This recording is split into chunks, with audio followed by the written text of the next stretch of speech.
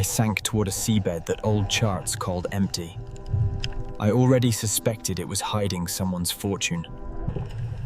That first glimmer under the sand was not rock. It was gold trying to breathe again. One amulet meant a person, many meant a tomb. I knew I was following a trail. These offerings had once lined a sacred path. Now they pointed me to something buried deeper. A harbor that rich was built to feed temples and tombs.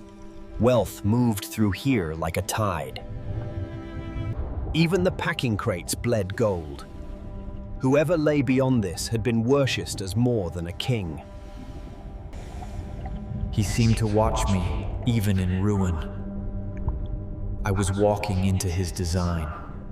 Gold has a way of surviving belief. It waited here longer than any priest. I recognized processional steps, once swept clean for ceremonies, now sprinkled with the remains of offerings. Even eroded, the inlay shouted one word: access. Not for the poor, and not for the living. Whoever pried those gemstones out never reached the real treasure. Their greed stopped too early. The walls spoke of abundance guarded by curses. I trusted the abundance more than the curses.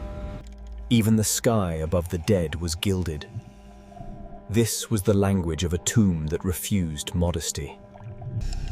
I saw the residue of wealth, like crumbs leading toward the feast. I recognized a false floor the moment the gold stopped following the usual pattern. The combination of bronze and gold meant one thing: a lock over something worth protecting. The seabed itself began to open, as if exhaling a secret. I saw that unmistakable color, the concentrated reflection of a room full of gold. The water turned a light vis, like I was swimming into melted treasure.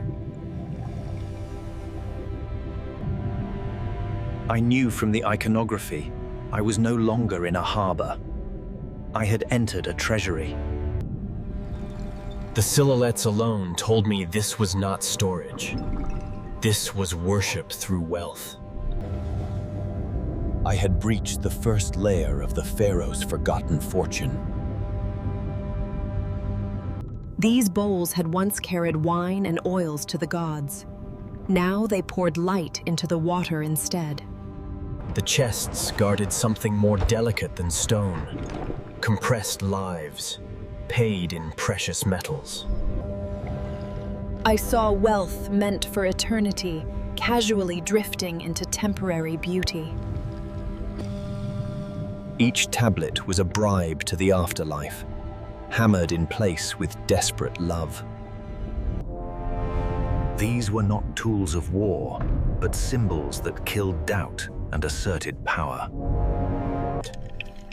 The altar looked less like a place of worship and more like an organized avalanche of gold. Those doors did not guard a temple. They guarded a hierarchy of treasure. The missing eye was not looted at random. It was a key taken out of place. I realized I was standing on a blueprint, not just decoration.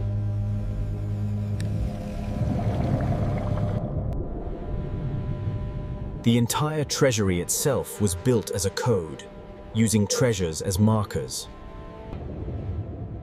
I had seen keystones hidden in luxury before.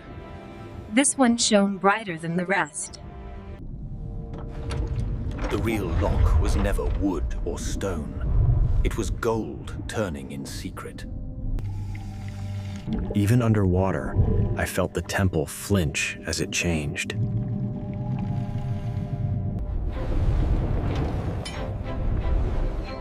The first treasury had only been the welcome mat.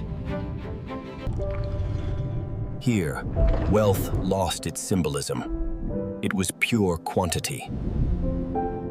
They had built vehicles for a journey into death, and yet they never moved an inch. Each collar turned a human neck into a pedestal for wealth.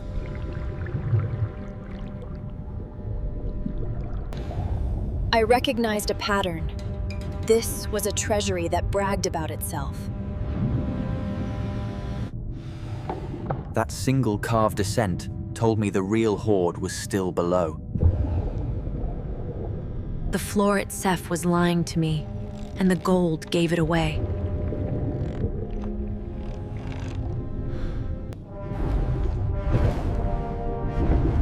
The glow from below made this entire treasury look like a side room. The deeper I went, the less they bothered to decorate the path. They saved their energy for the destination. The language shifted from worship to engineering, but the promise of treasure only felt stronger. The gold on the gate wasn't decorative. It was an instruction manual in precious metal. In that moment, I understood. The temple treasury was only a showroom. The true hoard was a living machine. The vault looked like a forest whose trees grew out of gold and stone. They built a library of treasure that could rearrange itself, always hiding its most precious parts. This ultimate vault, submerged for centuries, holds the Pharaoh's greatest treasures.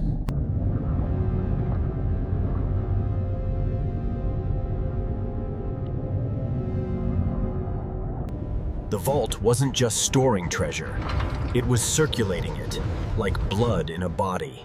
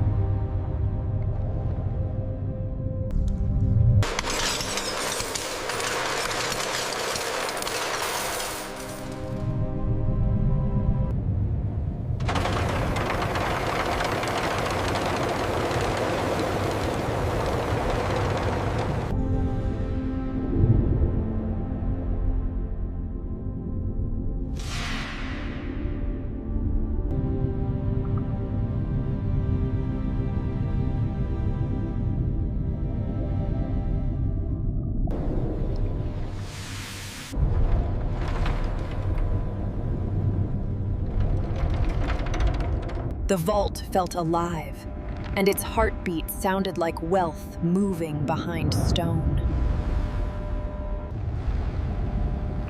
Every chest showed how far the Pharaoh's hunger had reached.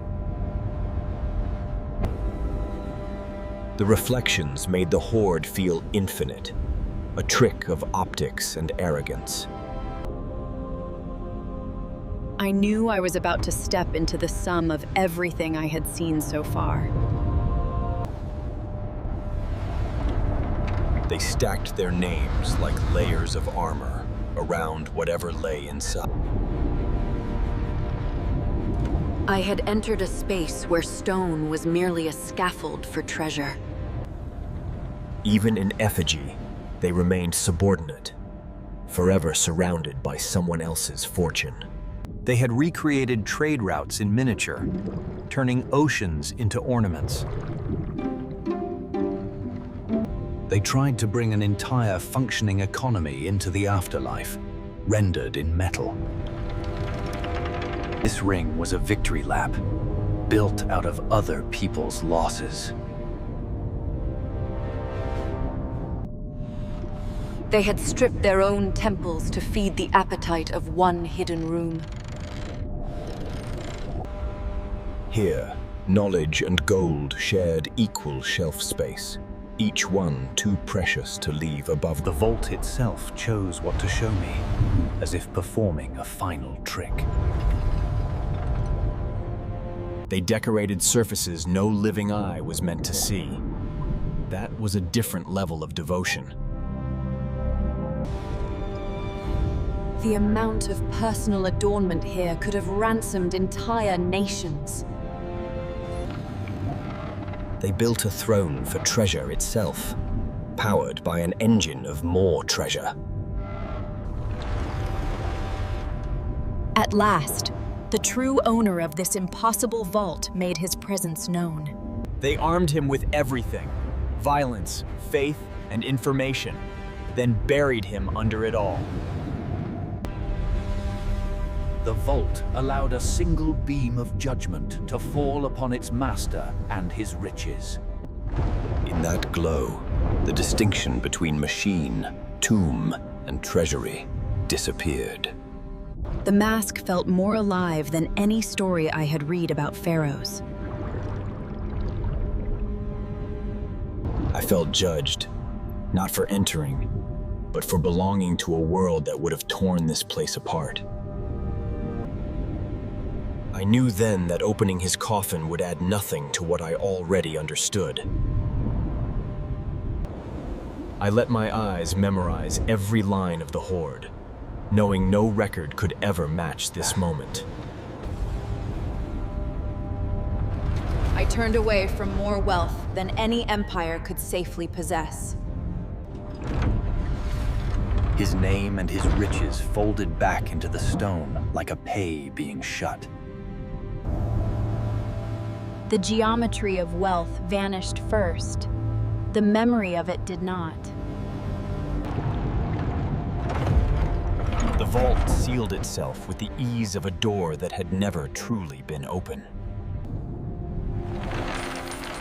The vault's games with gold continued, with or without witness. I had no interest in controlling the vault. Surviving it was enough. I passed once more through the very bones of the hoard. The machine relaxed, as if satisfied its secret remained intact. The trail of studs felt almost humble after the vault below.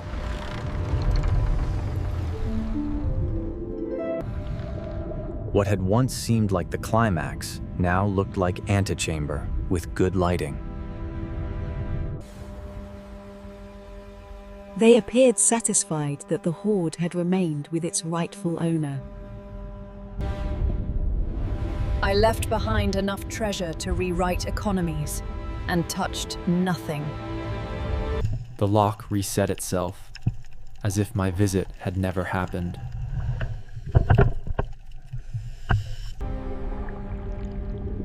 The hallway felt narrower, now that I knew what lay beneath it.